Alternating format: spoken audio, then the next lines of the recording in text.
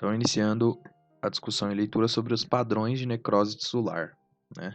Então, a gente já entendeu o que acontece com as células individuais. Então, se a gente tem muitas células individuais em um determinado tecido, morrendo, esse tecido se forma, se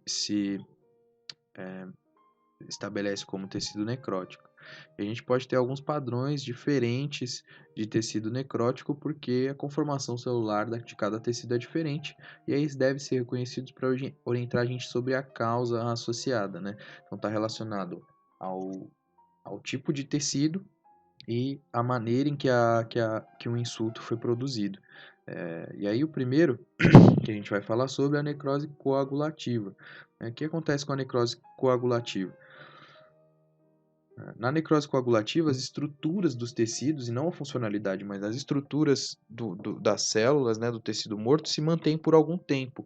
Por que isso acontece? Porque a lesão é tão forte que ela vai desnaturalizar não só as proteínas estruturais, mas também as enzimas. E as enzimas que liquefariam aí esse tecido, elas não vão mais liquefazer o tecido. Então, vai bloquear a proteólise. E aí a gente vai encontrar um padrão de células eosinófilas anucleadas que podem persistir por algum tempo, né? É muito comum para o caso de isquemia secundária e obstrução de um vaso, por exemplo, né? É o que a gente vai encontrar no coração. E aí vai ocasionar necrose coagulativa, salvo no sistema nervoso central, né? Então, no encéfalo isso não acontece, porque no encéfalo acontece direto a liquefação daquele tecido, né? A gente vai entender melhor o porquê. Mas uma zona de necrose coagulativa a gente vai chamar de infarto, né? Que é o que vai definir para nós o que é infarto do miocárdio. E aí o livro traz para a gente, para poder compreender melhor o conceito, um rim necrosado, né, com necrose coagulativa. Então a gente ainda tem tecido aqui, esse tecido é mais rígido do que a liquefativo, obviamente, e a gente observa esse rim na imagem microscópica. A gente observa aqui a porção de rim normal, né, a porção de rim que não foi afetado, e aqui a porção de rim que foi afetado, né? Então, a porção de rim que sofreu de fato um infarto. E se a gente observar e comparar aqui a gente ainda tem as conformações celulares, né? Mas já não tem núcleos dessas células, já tem uma eosinofilia aqui marcada. Mas tem núcleo de célula aí. Não, essas células são menores, né? Isso aqui são infiltrados de neutrófilos, né? Infiltrado inflamatório, que se deslocou para essa posição devido à liberação dos conteúdos intracelulares dessas células, né? Então a gente imagina aqui que cada uma dessas células aqui, esses grupos celulares, foi rompido, liberou enzima, liberou citotoxina, e aí o sistema imune vem aqui para digerir, e produzir inflamação. Então, continuando para falar sobre a necrose liquefativa, a gente vai ter que a digestão das células mortas é realizada por leucócitos e pela liberação de enzimas do próprio tecido, né? É geralmente comum em infecções bacterianas e infecções micóticas, né? Em diversos tecidos, não somente no encéfalo, né? E a gente vai ter a formação de pus nesse material necrótico. Então, esse material necrótico é um infiltrado de células infiltrantes, células de defesa mortas, mais as células do próprio tecido mortas, e sendo digeridas, vão formar para a gente o que a gente chama de pus, que a gente vai entender como pus. E aí, por motivos que o livro sugere que não se desconhecem, o sistema nervoso central só se, mesmo um insulto isquêmico, se traduz em necrose por liquefação também. Ele inclusive traz uma imagem interessante. Então a gente vai ver aqui um corte anatômico no cérebro, né? Aqui a gente vê o cerebelo, ou me parece que é o cerebelo minimamente, pode ser que não seja, pode ser que seja lobo temporal. Bom, parece que é o cerebelo e aqui é cérebro. E observando aqui, a gente tem um buraco, né? Esse buraco aqui, resultado de necrose liquefativa, né? E aí o líquido, obviamente, já foi removido daí, mas aí devia ter um abscesso com pus. Ou só líquido mesmo, né? Então, o próximo tipo, o próximo padrão de necrose é necrose gangrenosa, que não é, tecnicamente, não é um padrão específico de necrose, porém é muito utilizado na prática clínica, né? E aí se estabelece como padrão de necrose, mas mais para entender que é mais comum se implicar esse padrão de necrose gangrenosa nos membros, sobretudo na parte distal da perna ou das mãos, que perderam irrigação, ou seja, vão sofrer aí necrose coagulativa, porém se deu esse termo por convenção, e aí quando se superpõe uma infecção bacteriana, o que é muito comum, vai acontecer uma necrose mais liquefativa, com pus, etc.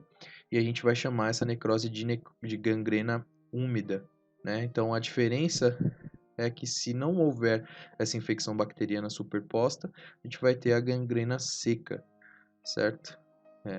E aí a diferença delas é a acumulação de pus, de fato, no sítio da lesão. Continuando para a necrose caseosa, né? Necrose caseosa, e esse termo caseosa é formato de queijo, parecida com queijo. Ela é comum nas infecções tuberculosas, né? Ter isso em mente, né? Necrose caseosa, comum nas infecções tuberculosas, e a gente vai ter num corte histológico uma lesão característica do foco de inflamação conhecida como granuloma, né? Vai entender melhor isso no capítulo 2, de como é formado o granuloma, mas esse tipo de necrose formado por granulomas é a necrose caseosa, comum para infecções tuberculosas.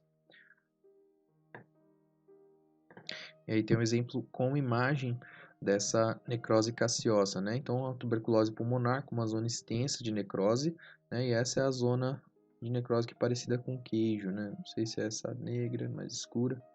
Não, restos amarelentos e blanquecinos. Então, é esse ponto aqui em específico que a gente está observando. E aí, os últimos dois pontos para essa discussão é a necrose grassa, ou necrose gordurosa, ou necrose lipídica, que também não é um padrão específico, mas é difundida na linguagem médica, que são áreas de destruição das gorduras, e aí a gente vai ter essa formação de necrose pela reação com as lipasas pancreáticas ativadas. Então é muito comum com a pancreatite aguda, né? Em caso de pancreatite aguda, a gente vai observar esse tipo de lesão sendo produzida, as enzimas do pâncreas liberadas pelo pâncreas, enzimas pancreáticas, vão sair das células acinárias e vão determinar a liquefação de adipocitos no peritônio, né? Então a gente vai ter esse achado grasso aí, essa reação estipula a saponificação das graxas, né? Formando sabão, e a gente vai ter um aspecto igual que a gente está observando aqui. Então, esse aspecto é bem característico da pancreatite aguda, onde a gente observa essas mais branqueadas, né? Esses depósitos mais branqueados, similares a talco, como sugere aqui nossa descrição, que são sabões de cálcio, né? São calcificações aí desses ácidos graxos. E necrose fibrinoide. Necrose fibrinoide muito comum para as reações imunitárias e é muito comum que a gente observe nos vasos sanguíneos. Então, devido à deposição de complexos de antígeno-anticorpo, muito comum nas reações autoimunes, as reações autoimunes que afetam as paredes das artérias em específico, e a gente vai ter esse aspecto, né, amorfo e rosa brilhante, que tem na imagem. Então, amorfo porque ele perde, de fato, a morfologia, fica bem irregular. Rosa brilhante, né, bem eosinofílico, e com um grande infiltrado de neutrófilos, né, em volta. A gente consegue observar o neutrófilo infiltrando por aqui, né, e talvez neutrófilos aqui mais próximo à luz, mas o que me faz entender melhor que são neutrófilos está bem aqui em volta de fato, certo? Então, a partir desse ponto, a gente começa a falar de fato sobre as mudanças morfológicas nas lesões. E o livro traz para a gente aqui um, um gráfico que dá para entender essa, essa relação temporal, né, com a duração da lesão e o efeito que essa lesão está produzindo. Então, aqui no início do gráfico, a gente tem uma célula que está com função normal, ela sofre uma lesão, que é essa parte vermelha, e ela começa a perder função. Então, tem um ponto até o momento, existe um ponto, aí as primeiras mudanças são alterações bioquímicas não detectáveis, depois mudanças ultraestruturais da célula, depois mudanças microscópicas que dá para a gente observar de fato no microscópio. Então tem um delay desde esse ponto em que a célula perdeu função até o momento em que ela de fato começa a mudar e mostrar no microscópio óptico. Isso é bom ter em mente, né? Então, num quadro de isquemia, por exemplo, do miocárdio, a gente vai ter a diminuição da função, e depois começa a subir essa curva das alterações bioquímicas. Então, as primeiras alterações são bioquímicas, depois mudanças ultraestruturais da célula e depois mudanças que dá para que a gente pode visualizar de fato no microscópio óptico, né? Falando de lesão reversível, e aí o livro vai trazer para a gente uma imagem bastante interessante, né, em que as características primárias são edema, e eu vou mostrar aqui. Então, essa imagem é bem conhecida, ela foi usada na maioria das apresentações que a gente viu na faculdade. Eu vou diminuir um pouco aqui na tela para ela caber melhor. Vai dar para ler também. Bom, dá para eu ler aqui. Então a gente está vendo aqui uma célula normal, né, que vai passar por um processo necrótico, e uma célula normal que vai passar por um processo apoptótico. E o que vai separar as duas coisas, né? Então, na célula normal, a gente tem um edema. A gente tem, na célula normal, passando por um processo necrótico, a gente tem primariamente edema, né? Ela não foi sinalizada, ela só sofreu um insulto. E aqui ela foi sinalizada para começar a shrinkar, né? Diminuir o tamanho, porque ela ia morrer. Né? Como se ela tivesse recebido uma mensagem de, olha, acelera tudo que dá aí porque você vai morrer. E ela começa a diminuir, condensa a cromatina, né? Condensam, na verdade, todos os orgânulos aqui dessa célula. Dá até para comparar, enquanto na outra célula tudo incha, né? Tudo edematiza, porque essa célula sofreu depressão no ATP, na fonte energética, então ela não consegue mais tirar esse sódio para fora. Aí se a gente progride a lesão num processo necrótico, o próximo passo seria a ruptura dessa membrana, né? Não pode esquecer das figuras de mielina aqui que se formam, que são conteúdos intracelulares, mas a gente vai ver melhor um pouco mais para frente. Mas o que é importante até esse ponto é a ruptura de membrana de fato e saber que quando essa membrana se rompe, a gente tem liberação de conteúdo para fora da célula, e essa liberação de conteúdo aí vai funcionar quase que como citocina, né? Como quimiocina, estimulando quimiotaxia, e a gente vai ter quimiotaxia das células de defesa, né? Sobretudo o neutrófilo, aqui a gente está vendo o neutrófilo. Por ser o mais abundante e vários outros fatores aí. E aí, no caso da apoptose, a gente condensou essa cromatina, condensou essa célula como um todo, ela não está inchada, essa é a grande diferença, né? E depois desse momento, a própria célula começa a sofrer algumas diacineses, né? E se separar, se fragmentar, fragmentação celular. E vão ser soltos na circulação, no entorno daquele tecido em que aquela célula está morrendo, os corpos apoptóticos, né? Esses corpos apoptóticos são fagocitados de fato pelas células de defesa do organismo, e aí, como eu falei, né, em alguns momentos a gente tem, por exemplo, deposição de alguns pigmentos dentro dessa célula que existiam nesse momento, e o fagocito não consegue digerir de fato aquele pigmento, e aí é o que vai dar pra gente a coloração parda da pele, né, que demonstra envelhecimento, que é um processo normal. Então, começando a falar mais especificamente sobre os padrões de mudança, nas lesões reversíveis a gente vai ter duas características específicas, edema celular e câmbio grasso, né? O câmbio grasso vão ser as mudanças de gordura, como vão ser explicadas um pouco mais para frente. Mas o edema celular é devido à perda da capacidade de equilibrar os íons pelo fracasso das bombas iônicas, e o câmbio grasso a mudança nas gorduras, né, no padrão de gorduras dentro da célula, vai ser uma aparição de algumas vacuolas lipídicas dentro do citoplasma. Lembrando que essas mudanças aqui ainda podem ser reversíveis, né? Porém, a célula pode chegar ao ponto de não retorno, que eu marquei em algum lugar aqui. Né? Então, se a lesão é persistente, a gente chega ao ponto nebuloso, ao ponto de não retorno, e aí vai ter lesão irreversível e morte celular pelos dois caminhos que a gente já conhece. E aí o livro traz pra gente essa tabela que é interessante. Bom, primeiro eu vou falar sobre... Vou trazer a tabela. Então, essa tabela aqui vai mostrar a diferença entre as características de necrose e apoptose. Então, o tamanho nuclear na necrose vai ser aumentado, né? A gente vai ter um edema. Então, o edema da célula generalizada vai aumentar o tamanho do núcleo também. Na apoptose vai ser reduzido, né? Se a célula recebeu sinalização para começar a se reduzir inteira para ela se desfazer. O núcleo em si, na necrose, ele pode seguir três caminhos, que é a picnose, cardiorrexis e cariólise. Estão explicadas aqui mais para baixo, né, nos padrões nucleares, nos padrões morfológicos de necrose. E aí são três possíveis caminhos, né? Um dos três padrões. Ou cariólise, onde as próprias enzimas das células vão degradar esse DNA, por isso que é a lise. Ou picnosis, e aí picnose é uma retração nuclear, esse núcleo vai se condensar. Ou cardiorrexis, que é um núcleo que se condensou, um núcleo picnótico, e aí ele vai se fragmentar no fim das contas.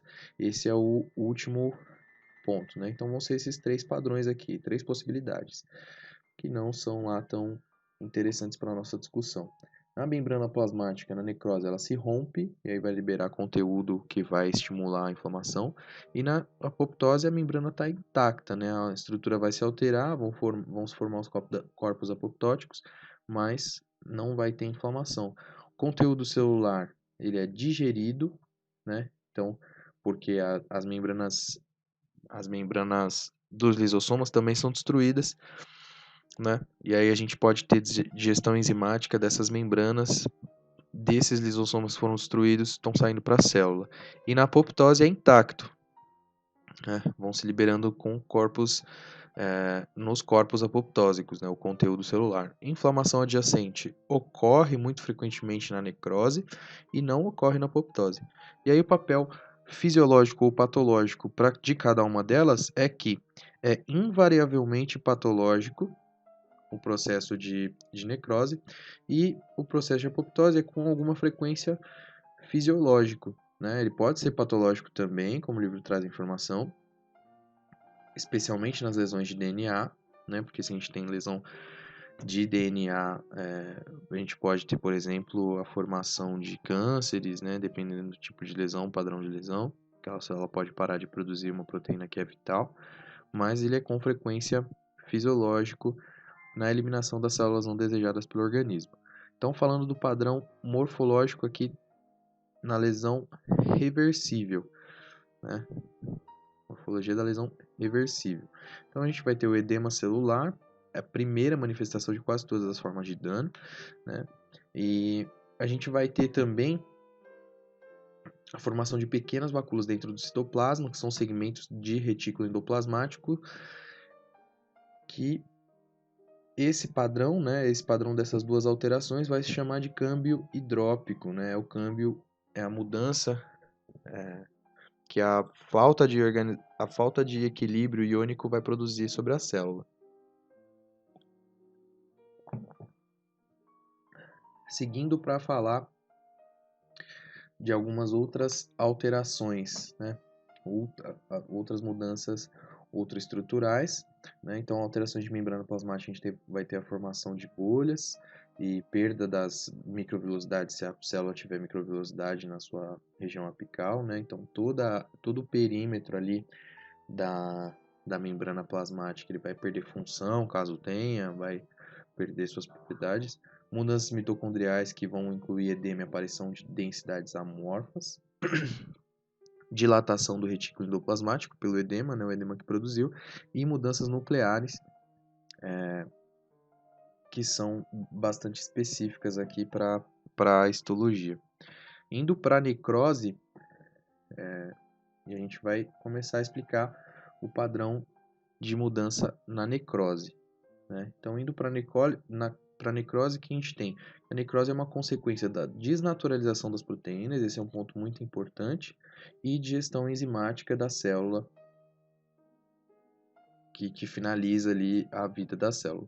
Então, as enzimas dos lisossomas, essas células são geridas pelas enzimas dos próprios lisossomas delas, ou por lisossomas de leucócitos que foram atraídos ali frente à resposta inflamatória. A célula começou a liberar conteúdo, e aí esse conteúdo serviu de quimiotático para os neutrófilos.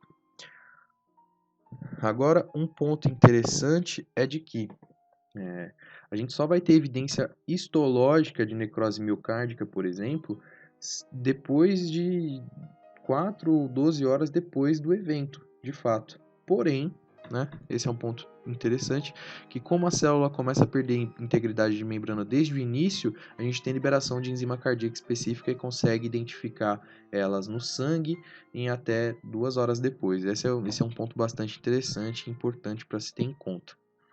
Então, por isso que a gente, por exemplo, numa isquemia de miocárdio, consegue identificar, né, com 2 horas depois, algumas enzimas CPK, CKMB, para predizer ali, evidenciando, na verdade, morte de tecido cardíaco. O que vai acontecer, então, quais são as mudanças morfológicas para a necrose, no caso? Então, a gente já teve o edema, né, naquele primeiro momento, né, no ponto em que a lesão ainda era reversível, porém, essa lesão chegou no ponto de não retorno. Então, o que a gente vai ter de mudança daí para frente?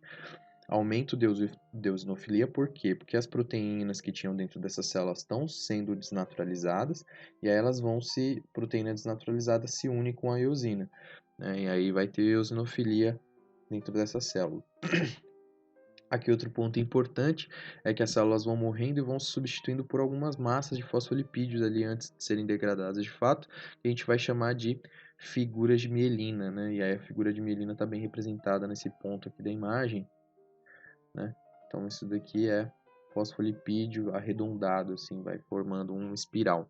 São as figuras de mielina. Se originam das membranas, como eu falei, podem ser fagocitados ou podem ir se degradando em mais ácido graxo, né? E aí, nesse caso, onde vai ter deposição de mais ácido graxo, a gente vai ter a combinação com cálcio e a calcificação desses ácidos graxos formando sabões de cálcio. Por isso que aí está explicado aquele conceito de que a célula, um tecido necrótico, ele pode se calcificar, né? E a gente vai ter calcificações, por exemplo, bastante podem melhor exemplificar para a gente esse achado na classificação patológica das válvulas cardíacas. E aí as mudanças nucleares que eu já expliquei, né, os 3 tipos de padrão, cariólise, picnose e cariorexis. Cariólise é a degradação de DNA por enzimas, picnose é fragmentação, né, retração nuclear, condensação, e cariorexia é aí sim fragmentação de um núcleo que foi condensado anteriormente. Aqui o livro traz algumas imagens, né? A imagem da tubulação renal normal, a imagem da tubulação renal que sofreu um insulto, porém ainda está num câmbio reversível, né? Nem todas as células foram destruídas, nem todas as células tiveram seus núcleos destruídos, né? Câmbios isquêmicos precoce. E aí no terceiro ponto, onde a gente já tem aqui a perda da integridade de várias dessas células aqui, né? E o tecido necrótico se formando. Aqui o mesmo conceito, né? Então aqui a gente tem o núcleo da célula. Num segundo momento essa célula vai liberando ali os corpos de mielina, né? Para entender melhor. Então, ela perdeu as microvilosidades, né? Então, aqui a gente está vendo microvilosidades formadas e aqui a gente já não tem mais microvilosidade. Aqui é o lumen da célula, aqui é a parte basal. Cadê o núcleo? O núcleo já está aqui condensado, já está tudo se desfazendo. Provavelmente esse aqui seja um caso de picnose, ou não dá para saber se ele de fato está se condensando ou está sendo degradado. E aqui a gente já tem, né, a formação necrótica bem estabelecida e facilmente visualizado. Esse livro dá dessas de vez em quando, que eu estou numa página e pulo para outra. Né? Então esse é um ponto aqui onde a gente já tem de fato necrose, tem até alguns pontos de calcificação que eu não consigo identificar na imagem histológica, mas o livro sugere e a gente já entendeu o conceito do porquê que isso é formado.